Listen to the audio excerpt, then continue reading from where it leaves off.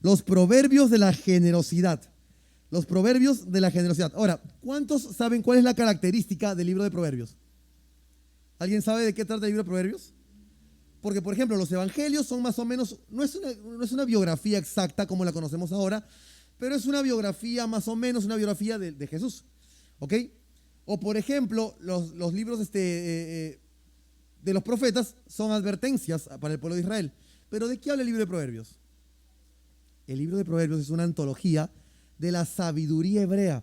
Ahora, el libro de Proverbios es interesantísimo estudiarlo porque judíos y no judíos, creyentes e incrédulos han apreciado por siglos la sabiduría hebrea. De hecho, uno entra a Instagram, entra a YouTube o entra a TikTok y va a ser fácil que te encuentres con alguno de estos videos que salen diciéndote los judíos han guardado celosamente un secreto por años que ha hecho que ellos prosperen en la vida y patatí y patatá. ¿No es cierto? ¿Han visto alguna vez uno de esos videos o no?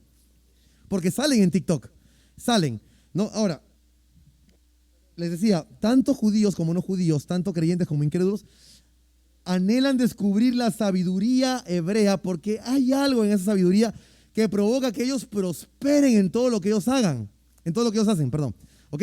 Y entonces, en ese sentido, no hay un libro por excelencia en toda la Biblia que supere al libro de Proverbios en cuanto a la sabiduría hebrea. Así que el libro de Proverbios es una inspirada antología de la sabiduría hebrea. Pero el asunto es que esta sabiduría que encontramos en Proverbios es una sabiduría que va más allá de lo meramente intelectual. De hecho, es una sabiduría que es aplicada a todos los ámbitos de la vida. ¿Qué cosa quiere decir? Quiere decir dos cosas. Primero, que toda la sabiduría ancestral de los hebreos está resumida en el libro de Proverbios, pero que además es una sabiduría que es aplicable 100% a la vida. Es decir, te están dando las claves y los secretos de cómo se supone que el pueblo de Dios y la familia de Dios debería vivir. ¿Ok? Ahora, los salmos, por ejemplo, es el himnario del pueblo de Dios. Los salmos es un conjunto de canciones, pero Proverbios es un conjunto de instrucciones para la vida, es un manual para la justicia diaria. ¿Ok? Todas aquellas personas que se consideran que han sido parte, han sido insertados en la familia de Dios, deberían leer Proverbios para saber cómo deben vivir. ¿Ok? Así que Proverbios nos da instrucciones para la vida y me llama la atención que gran parte de Proverbios se dedica a hablar acerca del dinero y de cómo la familia de Dios se supone que debería manejar el dinero. ¿Ok? Y en ese sentido voy a compartir con ustedes 3 proverbios. Proverbios tienen muchísimos versículos que hablan acerca de la generosidad y del dinero, pero el día de hoy quiero compartir con ustedes 3 versículos al respecto de esto. ¿Ok?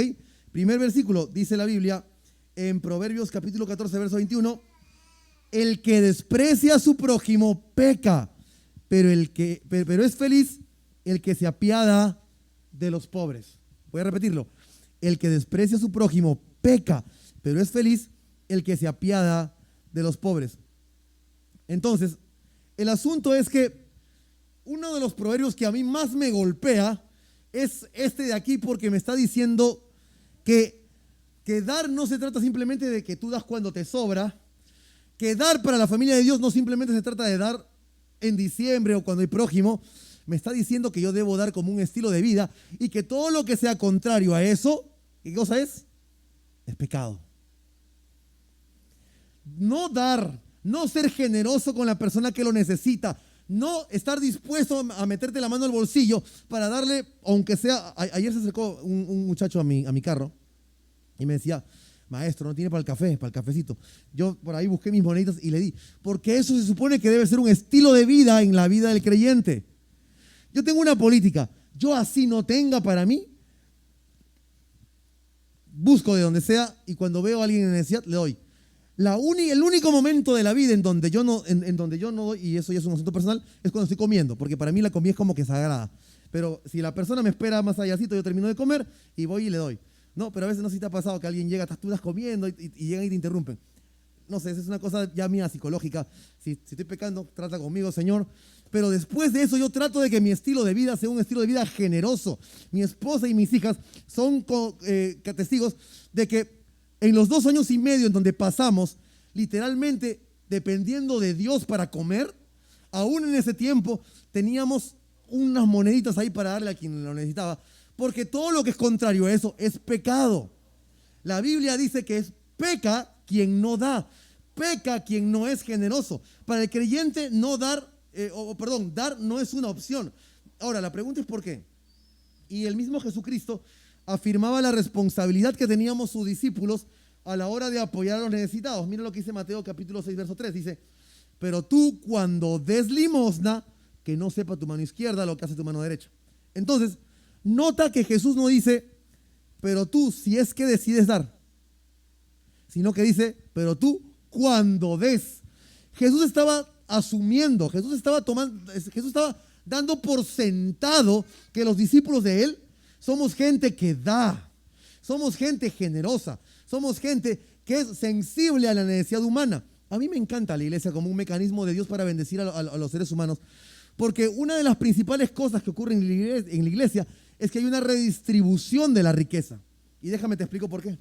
Esta redistribución ocurre a través del diezmo, porque el que gana 1,000 le tocará dar 100 como diezmo, pero el que gana 10,000 le tocará dar 1,000 como diezmo, y el que gana 100,000 le tocará dar 10,000 como diezmo. Así el que gana más da más y el que gana menos da menos. Y finalmente la iglesia se convierte en un pool de fondos que no solamente utiliza esos fondos para extender el reino de Dios, sino que los utiliza también para bendecir al necesitado. Y eso es lo que nosotros como Nuevos Comienzos estamos haciendo ahora en este mes de diciembre. Por eso que yo estoy convencido de que Nuevos Comienzos va a dar las mejores ofrendas de todo el año durante este mes, porque saben que este mes es precisamente para dar al que más lo necesita. Porque todo lo que es distinto a la generosidad en la vida del creyente es pecado. Así que Jesús asumió que sus discípulos darían, y entonces él no les estaba preguntando si ellos iban a dar o no. Él de hecho les estaba enseñando la forma correcta de dar. No se trata de dar para que la gente me mire, no se trata de dar para tomarme el selfie, a ver que mis amigos me miren que yo hice mi canasta y que la llevé. No, se trata de dar porque eso está en mi corazón, porque soy responsable de dar, porque eso es parte de mi estilo de vida como hijo de Dios y porque todo lo contrario a la generosidad se llama pecado. Así que principio número 1, peca quien no da. Principio número 2, presta a Dios el generoso. Dice Proverbios 19 y 17, el que se apiada del pobre le presta al Señor y Él lo recompensará por su buena obra. Ahora, yo he pasado los últimos 20 años de mi vida, ojo, ¿cuántos tienen menos de 20 años aquí? ¿20 años o menos? O cerca de 20, ya, cerca de 20. Ya, yo he pasado toda tu vida trabajando en un banco, o en bancos, en diferentes bancos, ¿no? Ahora me ha tocado probablemente el rol más difícil, que es el de gerenciar un banco en cierre, además. Pero bueno, ahí vamos. Pero yo he trabajado toda tu vida, o probablemente más, en el caso de algunos, trabajando en bancos, y me he dado cuenta de una cosa. Me he dado cuenta que el negocio del banco se basa en una palabra. ¿Cuál creen que es esa palabra? Confianza. Confianza. Porque tú cuando a ti te sobra la plata, tú vas y se la pones al banco confiando que él te la va a devolver algún día, pero que además te va a devolver con intereses, ¿verdad? Pero de eso se trata el negocio de los bancos, de confianza. Lo mismo ocurre del otro lado, del lado del banco. El negocio del banco está en coger la plata de algunos y darles un interés, pero con esa plata yo me volteo y se la presto a otros para que él también me pague un interés, ¿verdad? Y el banco también le toca confiar.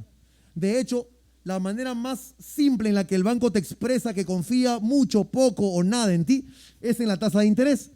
Porque a la persona en quien menos el banco confía, o sea, en la persona más riesgosa, le cobran mucho más interés, ¿verdad?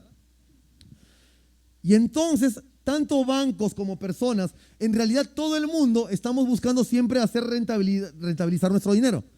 Y nuestro dinero rentabiliza en la medida en que la persona a la que se lo estoy dando es confiable y me paga, ¿no es cierto? Siempre estamos buscando inversiones. Mi familia y yo hicimos una inversión hace unos años antes de la pandemia, no sabíamos que iba a venir una pandemia mundial, creo que nadie se la sabía, y perdimos mucho dinero. Y bueno, es lo que es, lo perdimos. Pero uno siempre está tratando de prosperar en la vida y de hacer que su dinero crezca, ¿verdad? ¿O alguien quiere acá que su dinero se achique y desaparezca? Nadie, ¿no es cierto? El asunto es lo siguiente. La Biblia dice que cuando nosotros le damos al pobre, ¿le estamos prestando a quién? No le estamos prestando a un banco. No le estamos prestando a la señora de la esquina o al chinito del mercado a ver si me devuelve o no me devuelve. ¿A quién le estamos prestando? A Dios. Y la pregunta es, ¿cuál es el nivel de confiabilidad del chinito del mercado? ¿Cuál es el nivel de confiabilidad de una inversión cualquiera? Yo, cuando invertí en este negocio, estaba seguro de que me iba a ir bien. 200% seguro. Y me fue mal. Y perdí todo. Y hoy día Isabel preguntaba, ¿han dicho algo de allá? No, bueno, todavía no dicen nada. Entonces no sabemos si ya se perdió todo o algo podremos recuperar. No lo sabemos. ¿O cuál es el nivel de confiabilidad de un banco o de una caja? El año pasado nada más cerraron un montón de cajas, de cajas rurales y de provincias.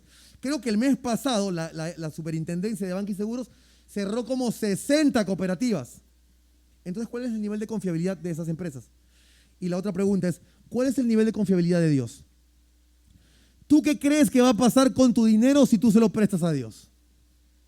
Y la Biblia dice, el que le da al pobre, le presta a Dios. El que le da al pobre, le presta al Señor. Y no solamente eso, te está prometiendo algo, dice, y Él lo recompensará. Tú no le prestas a Dios simplemente esperando a que Él se le ocurra, no, que a Él se le ocurra recompensarte. No, Él ya prometió, Él ya aseguró recompensarte. ¿Qué tan confiable y qué tan rentable crees tú que es esa inversión? Porque el que le da al pobre, le presta a Dios. ¿Ok? Ese es el segundo principio. El tercer principio que quiero compartir con ustedes hoy es, prospera el corazón compasivo. ¿Cuántos están aquí en la tierra para prosperar?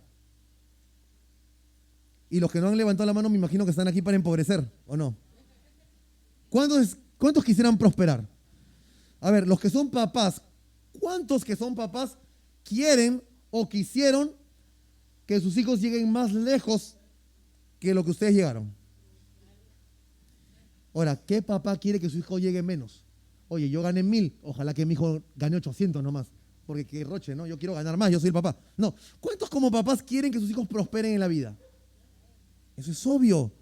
Yo quisiera que mi hija estudie en un mejor colegio que el que yo estudié, que ella vaya a una mejor universidad, que tenga un mejor trabajo, que le paguen un mejor salario, porque la amo. Y yo mismo, como ser humano, sigo estudiando porque quiero prosperar en la vida. Es un deseo natural de todo ser humano. Y lo que nos dice Proverbios es que el corazón compasivo es el que prospera. En el sistema del mundo se nos dice que el que acumula, el que retiene, el que no le da a nadie, el que se queda con todo es el que prospera. Pero la Biblia te dice todo lo contrario. La Biblia dice que si tú tienes un corazón compasivo, entonces tú prosperas. Mira lo que dice Proverbios. Uy, me fui. Me ha prestado acá su teléfono mi hija y estoy así sufriendo. Proverbios 28-27 dice, el que da al pobre, escucha esto, no pasará necesidad. ¿Cuántos de ustedes han pasado necesidad alguna vez en la vida? Yo he pasado. Gracias a Dios, hoy no estoy pasando, pero he pasado. Gracias a Dios, hoy día no me falta, pero me ha faltado. Han habido días en que mi esposa y yo nos hemos tenido que doblar las rodillas y orar y esperar nada más al Señor. Y el Señor nunca falló. Yo les he contado nuestro testimonio. El día en que se nos acabó el último sol de ahorros fue el día en que me pagaron mi primer sueldo después de estar 2 años y medio sin trabajo. Pero ¿cuántos han pasado necesidad? ¿Alguna vez? ¿Es bonito o no? O sea, de que se aprende, se aprende. ¿Ah? Hay un dicho que dice que se cría mejor con un poco de hambre, con un poco de frío y con ¿qué más? Y con un poco de escasez, ¿no? O con los bolsillos vacíos, creo, algo así dice el dicho, ¿no? Entonces, de que aprendes, aprendes, eso de todas maneras. Pero a nadie le gusta, qué feo esa escuela de la necesidad, de la pobreza, de no tener para comer. Es terrible. Pero lo que la Biblia dice es que el que da al pobre no pasará necesidad. ¿Y sabes por qué es eso? La Biblia dice que el ser humano fue creado a imagen y semejanza de Dios. Y el hecho de haber sido, mira, somos la única parte de la creación que fuimos una imagen y semejanza de Dios. Todo lo demás fue un invento, algo que a Dios se le ocurrió en su infinita creatividad. Pero luego, cuando quiso ser al hombre, Él se miró al espejo, pensó en sí mismo y entonces nos hizo con sus propias manos. Y ese hecho hace que la vida humana sea una vida que valga la pena respetarse, vivirse con dignidad, valorarla. Eso le da el valor al ser humano. Y entonces el ser humano vale tanto que Dios está dispuesto a decirte esto: el que da al pobre no pasará necesidad. Pero el que cierra sus ojos, o sea, teniendo tú 3 monedas acá en el bolsillo, pasa alguien con hambre por tu lado y no le das, mira lo que te pasa. Pero el que cierra sus ojos tendrá muchas maldiciones. Tendrá muchas maldiciones. ¿A cuántos les gustaría ser maldecidos por el mismo Dios, creador de todo el cielo y la tierra y de todo lo que existe? Qué terrible debe ser eso, ¿no? Ayer estábamos, bueno, para ser sincero, yo estaba viendo el partido de Argentina con Australia, ¿verdad? Sí, ese es. Y me empecé a quedar dormido y de pronto en mi cuadra se empieza a escuchar un tumulto, acá a la vuelta, ¿no? Y bueno, eran dos señoras que estaban peleándose porque sus hijos se habían peleado y empezaron a tirarse una serie de maldiciones. Ya se sacaron a la madre, a la tía, a la sobrina, a la prima, a la cuñada, a toda la familia, ¿no? Se pelearon, llegó serenazgo y todo lo demás. ¿Y cuántas cosas horribles se dijeron? Ahora, a mí la verdad me vale y me va y me viene que alguien venga y me maldiga. Algunas personas le tienen temor a las maldiciones de otros. A mí me va y me viene. Pero qué terrible debe ser que esa maldición no venga de un ser humano. Qué terrible debe ser que esa maldición no venga de tu enemigo o de tu enemiga. Qué terrible debe ser que esa maldición venga del mismo Dios. Porque las maldiciones que vienen del cielo, nadie se escapa. Y mira lo que dice la Biblia. Otra vez me fui. Y ahora sí me fui por completo. Qué miedo. La Biblia dice, el que le da al pobre, prospera. Ayúdame. Pero el que cierra sus ojos al pobre, recibirá. ¿Sí? ¿Se ven en la pantalla? Ayúdenme a leerlo, por favor. El que le da al pobre, prospera. Perdón, no pasará necesidad. No. Pero el que cierra sus ojos tendrá muchas maldiciones. Entonces, nosotros tenemos dos alternativas. Mejor dicho, si tú eres cristiano de verdad, tú no tienes alternativa. La única alternativa que tienes tú es prosperar. ¿Sabes por qué? Porque si tú eres un verdadero hijo de Dios, está en tu ADN darle con generosidad al que lo necesita. Pero si tú no eres un verdadero hijo de Dios, entonces pues ahí sí te queda recibir una maldición del cielo. Porque a Dios le interesa la vida humana. Porque la justicia de la Biblia siempre está buscando la igualdad entre todos los seres humanos. El que tiene más, le da al que tiene menos. El más fuerte protege al más débil. El más grande cuida al más chiquito. Porque ese es el corazón de Dios. Es que el corazón de un padre también, ¿no? Yo ya tengo 2 hijas. Y a las 2 hijas las amo igualito, hasta el infinito. Pero las trato diferente. Las amo igualito, pero las trato diferente. ¿Por qué? Porque una está más grande y otra está más chiquita. Porque una sabe mucho y una no sabe tanto. Porque una ya tiene experiencia y la otra no tiene nada. Porque una ya es una mujer y la otra apenas ha dejado de ser una bebé para empezar a ser niña. Ese es el corazón de un padre y ese es el corazón de Dios. Dios ve a alguien que tiene un pan en su mesa, que tiene un techo sobre su cabeza y que tiene una cama sobre la cual recostarse a la hora de dormir, y ve a otro que está en necesidad, y a eso a Dios le indigna, porque ambos son sus hijos y Él quiere establecer un nivel de igualdad. Él quiere decirle al ser humano, la vida humana me importa, me importa. Y entonces el tercer principio que quiero compartir con ustedes es: prospera el corazón compasivo. ¿Cuántos quieren prosperar aquí? ¿Sabes qué me he dado cuenta? Yo he observado algo por años, pero he empezado a pensar distinto. Yo siempre veía gente que tenía dinero y que le daba a quienes no tenían. No siempre pasa así, pero a veces pasa así. Sobre todo en estas épocas del año. La gente que tiene trabajo, la gente que recibe su aguinaldo, se organiza en Facebook para hacer una colecta, para llevar regalos, para llevar una chocolate, lo que fuera. Y entonces yo pensaba y decía, la gente da porque tiene. Pero después de unos años de empezar a ser prójimo, me di cuenta que la cosa no va así. La cosa va al revés. La gente tiene porque da. ¿Quién crees tú que es el dueño del oro y de la plata? ¿Tú? ¿Tu jefe? ¿La empresa donde trabajas? No, el Señor es el dueño del oro y de la plata, y nuestros empleos, nuestros empleadores y nuestros jefes son simplemente canales, pero no son la fuente de nuestra provisión, son canales de bendición. Pero el dueño es Dios. Dios es el dueño de todo. Ahora, Dios es un buen administrador de las riquezas. ¿Tú crees que si Dios sabe que si Él te abre la ventana de los cielos para que tú prosperes y tú no le vas a dar pero ni un sol a la persona que está en necesidad, Él va a gastar algo de riqueza en ti para prosperarte? No. Pero cuando Dios sabe que tú tienes un corazón generoso, un corazón compasivo y un corazón dadivoso, yo creo que cuando Él sabe que tú eres una buena herramienta, un buen canal de bendición para el que no lo tiene, entonces Él va a utilizar ese canal. Te va a abrir la ventana de los cielos y va a utilizarte a ti para bendecir al que menos tiene. ¿Ok? Entonces yo quiero terminar, ayúdeme con el teclado por favor, recordando simplemente estos 3 principios que he compartido contigo el día de hoy. Ya habíamos hablado, el libro de Proverbios es una antología, como un resumen, como una reunión de los principios de sabiduría más profunda de los hebreos, aplicable a todos los ámbitos de la vida. Y muchos de los proverbios hablan acerca de cómo se supone que la familia de Dios debería estar manejando el dinero. Y yo el día de hoy solo quise traerte 3. Número 1, peca quien no da. Si tú eres cristiano, para ti darle a Dios y darle al pobre no es una recomendación, sino que es una responsabilidad. Y si tú no cumples con tu responsabilidad, entonces estás en rebeldía. Voy a repetirlo. Si tú eres cristiano, para ti darle a Dios y darle al pobre no es una recomendación, es una responsabilidad. Y si no cumples con tu responsabilidad, entonces estás actuando en rebeldía y eso se llama pecado.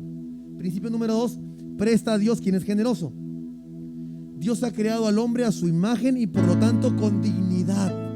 Y es por eso que a Dios le preocupa tanto que el que tiene más le ayude al que tiene menos o al que menos tiene, al que no tiene nada. Y entonces Él ha llegado al punto de decir, si tú le das al pobre es como que me estuvieras prestando a mí. Y Dios no es deudor de nadie. Y finalmente, prospere el corazón generoso. Y ojo con esto. Algunas personas dirán, pastor, yo la verdad que quiero vivir una vida humilde, yo no anhelo ser tan próspero, ni rico, ni millonario. Y ahí tenemos un error de concepto, porque ser pobre y ser humilde son 2 cosas distintas. Pobre es la condición financiera, mientras que humilde es la condición del corazón. Pobre habla acerca de tu condición financiera, pero humilde habla acerca de la condición de tu corazón. Entonces tú puedes tener dinero y ser humilde. ¿Sí? Por lo tanto, tanto el rico como el pobre necesitan de Dios. Ambos son iguales delante de Dios. La única diferencia entre ambos es que el rico tiene recursos para ayudar a extender el reino de Dios y para extender la generosidad a la gente pobre de nuestra sociedad. Yo estaba leyendo un libro y me llamó la atención algo. Encontré la historia de un hombre que estaba dedicado a fabricar jabones hace mucho tiempo. Y entonces él un día decidió empezar a darle el diezmo a Dios. Y empezó a darle el diezmo y la gente no lo entendía porque él era un hombre muy pobre que vivía en una ciudad, en una provincia ahí, me parece que, no sé si es de Estados Unidos o de Reino Unido, pero no tenía cómo sostenerse hasta que se asoció con otro tipo que también hacía jabones y de pronto su empresa empezó a crecer y a crecer y a crecer. Y él se dio cuenta que había una correlación entre su prosperidad y su nivel de diezmo. Así que él dejó de dar el 10% y empezó a dar el 20% y el 30% y el 40%. Y el día en que cerraron esta investigación, este hombre daba el 50% de todo lo que ganaba. ¿Sabes cómo se apellidaba este hombre? Colgate. ¿Cuántos tienen o han tenido una pasta de dientes Colgate en su casa? ¿Alguna vez? ¿Cuál crees tú que es la marca de dientes que más se compra en todo el mundo hoy día? Colgate. ¿Sabes por qué? Porque el que le da a Dios, el que le da al que está en necesidad, a Dios le está prestando. Y tiene una promesa del cielo que es prosperar. Él no es el único que ha prosperado a través del diezmo. En Estados Unidos, tú sabes que la gente come muchísima comida rápida, ¿no es cierto? Hay McDonald's, Taco Bell, Kentucky Fried Chicken no he visto mucho, pero debe haber, me imagino Pizza Hut y todo lo demás. Pero ¿tú sabes cuál es la tienda de comida rápida más exitosa de todos los Estados Unidos? Ninguna de esas. No es Burger King, no es McDonald's, no es Pizza Hut, no es ninguna de esas. Es más, todas estas trabajan de lunes a domingo. la empresa de comida rápida más exitosa de todos los Estados Unidos es una que no trabaja los domingos, porque los domingos todos se van a la iglesia. Se llama Chick-fil-A. Hacen pollo frito. Hacen pollo frito. Y ellos, yo estuve en Atlanta hace como unos 3 años, fue, ¿no? 2 años y medio. Y pasamos por el estadio Mercedes-Benz, que es el estadio de béisbol de ahí del equipo de la ciudad de Atlanta. Y Chick-fil-A tiene un local ahí en el estadio. Un estadio para 50,000 personas. ¿Cuándo crees que se juegan los partidos? ¿Qué días? Los domingos. Ahí, en el estado de Atlanta, se juegan los domingos. No sé si en otros lugares se juegan los sábados, pero ahí se juegan los domingos. Y el domingo es el día en que los 50,000 personas van para allá y Chick-fil-A no abre. ¿Sabes por qué? Porque ellos quieren honrar al Señor el día del Señor. Y el mensaje final es que la generosidad y el dar, la compasión y la misericordia deben ser parte de tu estilo de vida. ¿Sabes qué? Yo creería que la gente debería reconocer al cristiano no porque anda con una Biblia en su mano, no porque entra cada domingo a la iglesia, sino porque da. Ve al pobre, da. Ve al niño huérfano, le da. Ve al anciano que no tiene quien mire por él y le da. Eso debería caracterizarnos a nosotros. Por eso que este mes estoy tan convencido de que vamos a hacer una ofrenda récord para poder entregar el 100% de lo que recaudemos, a nuestros ancianos y a gente en situación de calle. Amén. ¿Está usted conmigo? Vamos a orar.